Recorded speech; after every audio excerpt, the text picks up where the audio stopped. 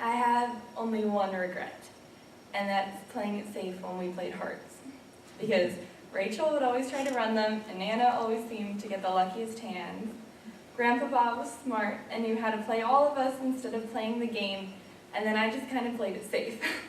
He told me multiple times how to run them, and that it was all about strategy and getting the lead, but I never really understood.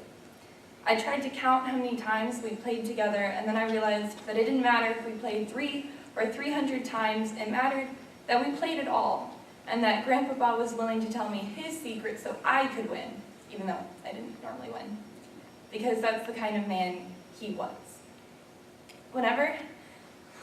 It's hard. Whenever I see a deck of cards, I'm going to think of him and how he thanked me for giving him the worst possible cards, even though he knew full well it would lose him the game, because that's the kind of man he was.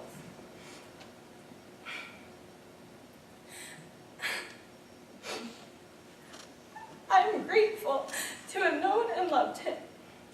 Not everyone has the opportunity to love someone so spectacular and confounding. Everyone thinks their grandparents are the best, but mine truly are.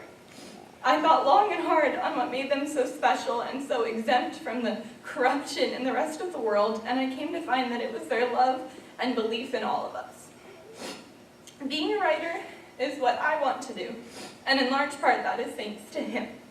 Not only do I appreciate words and their meaning and their power because of him and his guidance, but I appreciate because of him and his life.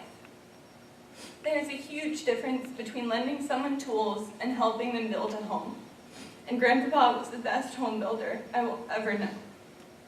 So no, I never ran in a game of hearts, but Grandpa believed I could. And belief, I think, is the best gift of all.